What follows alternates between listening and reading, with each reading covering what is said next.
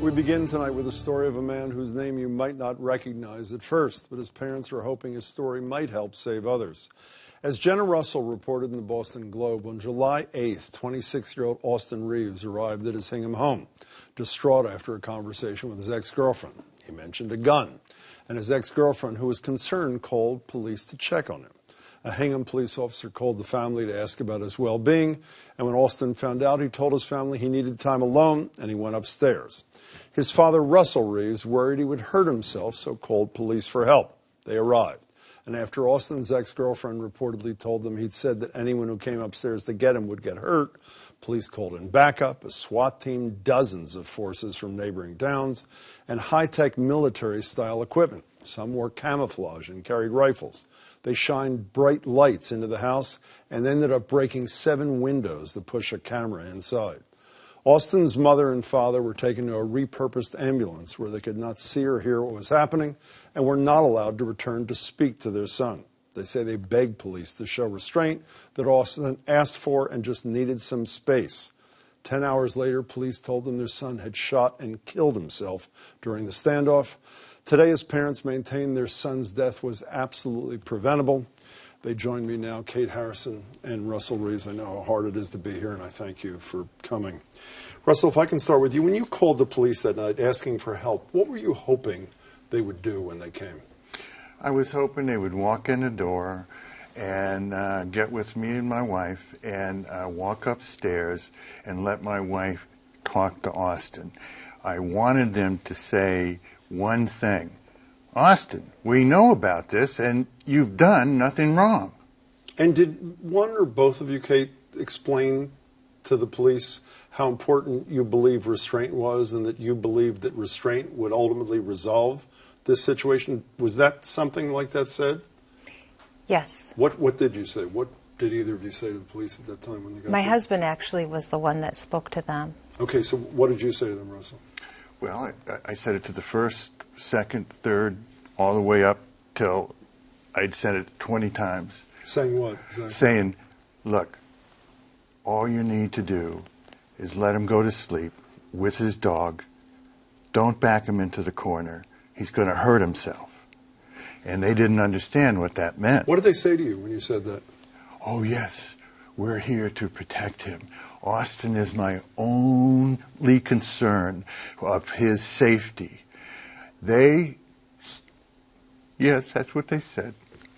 And Kate, how and when did this change from what I guess is described as a well-being visit until this, 10-hour all-night siege? What was the point at which it morphed into this thing? What happened?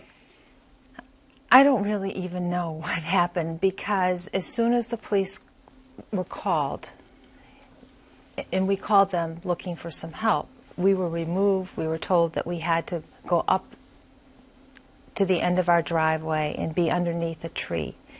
And then there was like all kinds of conversations going on amongst the police officers. I asked, could I please go in and talk to my son? And what did they say when you asked to talk to your son? They said no, that the protocol would not allow this, and that things had changed within the last couple of weeks because a police officer in Braintree had been shot in a similar situation. They said that to you, that the protocol had changed.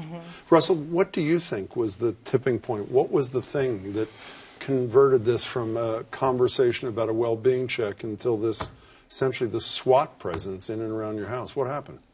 The police officers, I know exactly the moment it happened. What was that? All right. The police officers did not come into the house, would not for some reason come into the house. So they took us around the side and they started talking. He said, I need to call a sergeant.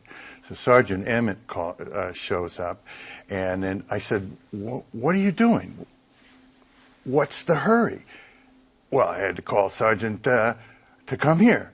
I said, what for? There's no imminent threat. Would you please tell me where the imminent threat is? What did they say to you? I said, well, there's no imminent threat here. They said that to you, that yes, there was no imminent threat? Right, they said that to me. And I said, okay, fine. So we sat there and spoke, and then when the sergeant came up, and this, you got to understand, this was not even 45 minutes. I said, why Why don't you just leave? All right? Let him go to sleep. They Well, said we it's can't gone too leave. far. What did they say, Kate? It's gone too far. We can't leave at this And point. what had happened? Nothing. Had gone. What had Nothing. changed since Nothing. Nothing. Just the beginning? nothing. Right. Just another officer showing up. Communication. People walking away from us, so we couldn't hear what they were talking about. You know, I started trying to communicate with Austin by my cell phone, communicating to him, telling him that, you know, I took the advice of the police officer and what I was to say, and I said, you know, you're not in trouble. You texted Please him, come. correct? Yeah, please come down. I tried to call him. He wouldn't answer his Did phone. you get a response? No.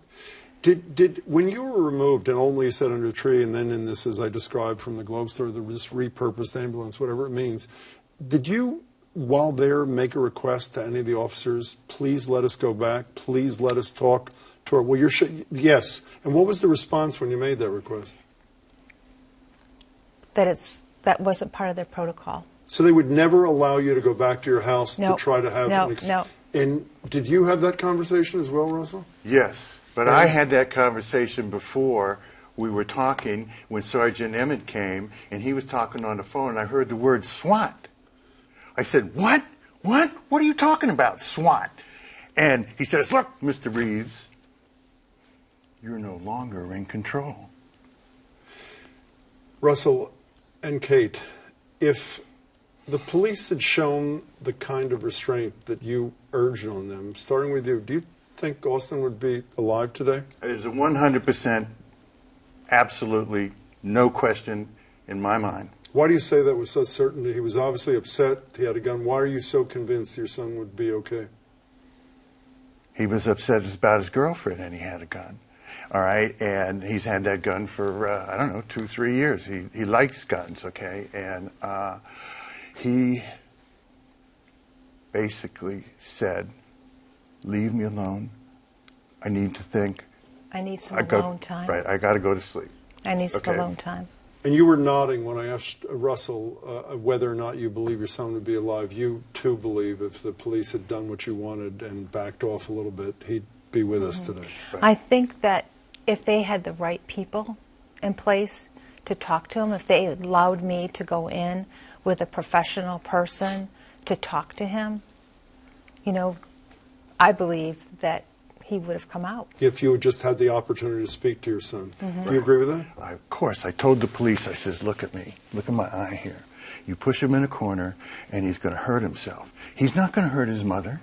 Go up there with his mother. If you're scared of your friend, if you're concerned, no problem. I understand that. Put Kevlar on and stand back and let the mother talk to him. All right? He's not going to hurt his mother. All right? And what did they do? They escalated it. That's exactly what happened. He died. You are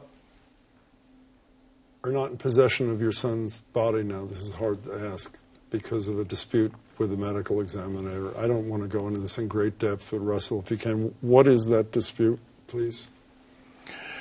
The medical examiner is absolutely fabulous with clinical and pathological analysis of body, life, and death. I'm not suggesting that is not the issue. What they lack here is any prior knowledge, and they have told me that they don't care that there is any prior knowledge on how this occurred. This is our only drop-down menu, and that's all we're going to do. They want to classify this as a suicide, and you've said you want it classified as, quote, an aggravated suicide. An aggravated suicide, 10 hours of aggravation. I can't tell you how many times I told these police, you're aggravating my son. He's going to kill himself. Leave him alone. Turn the lights out. I didn't know the lights were on all night long, and they were bullhorning him and throwing rocks at it. You know, it was terrible, terrible. We invited the medical examiners here. We just got a statement they did not come. The medical examiner's office has been in close touch with Mr. Reeves during what is understandably a deeply traumatic time, as it does with all family members suffering the loss of a loved one. The medical examiner's office has worked to convey all the information it can to Mr. Reeves during the investigation into his son's passing. What's your response to that? My response to that is the same response I would have to a pedophile priest, to a police officer that says, I'm here God. I'm here to help you. All right. They have this enormous authority. All right. And you want to believe that authority. That is nothing but a bunch of baloney. Okay. Kate, anybody watching this knows how painful this is, and I don't mean just living through this, but coming here and talking about it. But I know that there's a reason why you in particular, I think both of you, have decided to speak publicly. But can you share that with us, please? I really feel that if we had had somebody that had some clinical experience and background in regards to prevention of suicide, or talking to somebody that's in crisis, that I could have worked with my son and gotten him to come out, that I really feel, and to change the protocol. And there's legislation pending. The Globe Spotlight team did a report last year, which I know you're familiar with, saying half of the police killings by police of individuals over the last 11 years were situations where the person was in crisis, suicidal, had a mental health issue, and as of today, I believe, only 20% of the police forces in the state train their members to deal with situations like yours. You're both really courageous souls after an unimaginable loss, and I think I speak for everybody to say we're thinking of you, and we really appreciate your coming here to tell the story. And I really want everybody to have in their phone that Good Samaritan 24/7 number that they can call instead of calling the police in a situation like this. We'll give that number in just a second. Kate Harrison, thank you very much. Thank you. Russell, I appreciate Thank you. Appreciate it. Thank you very much for doing this. We did reach out to the Hingham Police. Needless to say, they did not agree to appear. We also just mentioned the Samaritan Suicide Hotline. The number for them across the state is on your screen, 877-870-4673.